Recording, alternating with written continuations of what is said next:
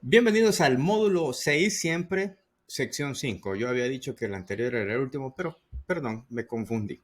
Bien, hoy vamos a hablar sobre lo que es la introducción a AWS Lambda, que es la capacidad de procesar cosas sin necesidad de contratar o alquilar una instancia o un servidor. Veamos entonces, primero, ¿qué es Lambda? Lambda es una solución en Amazon Web Server que les va a permitir ejecutar código, entiéndase, instrucciones en dependencia de ciertas condiciones para que hagas lo que tú necesites hacer, entiéndase, eliminar, crear, modificar, básicamente la necesidad de algún proceso de negocio. Para el caso de lo que tenemos aquí en pantalla, tenemos básicamente que tú tienes que agregar un código. Dentro de ese código, tú lo ingresas o lo configuras en algo que se llama una función en Lambda para poder indicar respuestas a ciertos eventos, ya sea propios de Amazon Web Server o aplicaciones móviles o puntos de enlace a lo que sería pues aplicaciones web. O en este caso, esas funciones, y aquí viene lo interesante con Lambda, esas funciones es un código que se ejecuta en base a una petición, en base a un trigger o a un disparador que se puede configurar para ciertas actividades que pueden ser síncronas o asíncronas, o sea, en el momento en el que se den o a través de una notificación posterior. Lo bonito de todo esto es que ese procesamiento únicamente lo pagas según el tiempo de duración de esa función. Entiéndase, solo cuando se ejecute tu código. Ese es el único cargo que vas a tener. Entonces, los beneficios de Lambda es que es compatible con muchos lenguajes de programación y básicamente es una administración totalmente automatizada. ¿En qué momento se va a ejecutar? Cuando los indicadores o disparadores le notifican a Lambda que se tiene que ejecutar eso. Dos, hay tolerancia de errores integrados, lo cual quiere decir de que no va a ejecutar las instrucciones de las funciones si en algún momento dado algún error. Permite a la organización múltiples funciones que se puedan estar ejecutando en simultáneo y esas funciones pueden ser en diferentes códigos. Ya vamos a ver más adelante por eso.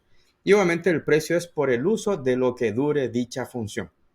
Veamos entonces cómo se crea o la introducción a cómo crear una función en Lambda. En la consola de Amazon S2 o de Amazon Web Server, vas y buscas la función, la consola que se llama Lambda o lo escribes Lambda, esa que está ahí, ejecuta código sin pensar en servidores. Así que nos vamos aquí a Lambda. Obviamente esta es una pequeña demo. En el laboratorio dentro del AWS Academy vas a poder crear funciones para hacer una demostración mucho más específica. Para el caso dentro de Lambda, yo aquí tengo el dashboard de lo que sería cuáles son las funciones que tengo, cuánto es el almacenamiento que estoy ocupando por ese código, cuánto es la concurrencia que se está manejando en un momento dado y ciertas cosas ahí que te van a permitir identificar, ver la duración, porque es en base a esto por lo cual te van a estar cobrando. Pero si nos vamos directamente a lo que se crea en Lambda, se crean funciones. Si se fijan, aquí tengo algunas que son las que están creadas automáticamente en base al entorno de estudiante. Voy a crear una función y aquí yo puedo crear una función desde cero, una función basada en un blueprint. ¿Que es un blueprint? Mira, fíjate que ya existen funciones para traer o hacer ciertas cosas que ya están prearmadas. O puedes ir a crear una función para ir a leer una imagen de un contenedor, tal cual como lo que vimos en el módulo anterior. Una función de Lambda te pudiera desplegar un servicio de contenedores en un momento dado. Pero si nos vamos a partir de cero, desde Scratch, ¿cómo se va a llamar mi función y cuál es el código bajo el cual yo estoy subiendo mi función? Yo mi función la hice utilizando este lenguaje de desarrollo o estos otros que están por acá. Nuevamente tú desarrollas el código para que haga X o Y cosas en base nuevamente a la lógica de negocio y esto estaría ya disponible para que automáticamente Lambda lo ejecute. ¿Y lo va a ejecutar en base a qué? Aquí vienen los orígenes de los eventos de Lambda. Tú puedes establecer, para el caso de los orígenes que son propios de Amazon Web Server, cuando se guarde algo en un Amazon S3, por un DynamoDB, por los servicios de notificación de SNS o los servicios de notificación o de manejo de colas de SQS a través de un API Gateway, balanceadores de carga y muchos más. Esto no está relacionado únicamente a servicios de lo que es Amazon internamente. Esto tú puedes definir servicios que pueden mandar a invocar esas funciones de Lambda desde fuera de la suscripción de Amazon Web Server. Ojo con eso, o sea, no es necesario que sea únicamente con servicios de Amazon Web Server. Entonces, ¿cómo hacemos acá? Tú vienes y configuras una función, subes el código, ese código pues tiene ciertas librerías, dependencias, etcétera, para que el código se pueda ejecutar y asignas un rol. ¿Por qué un rol? ¿Quiénes son los que van a tener el derecho o permiso de ejecutar esa función para que obviamente esto vaya ejecutándose según el orden y aspectos de seguridad establecidos?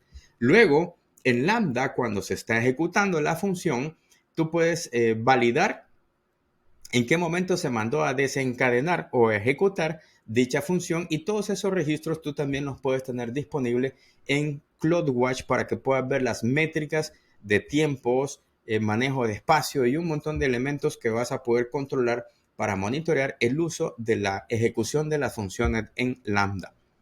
Por ponerte un ejemplo, cuando venimos y creamos una instancia, una función en Lambda, perdón, puede ser para efecto de encender o detener una instancia en Amazon S2 en dependencia de un evento en CloudWatch. Te voy a poner un ejemplo. Vámonos a CloudWatch y en CloudWatch vamos a buscar aquí en la consola de Amazon Web Server, CloudWatch.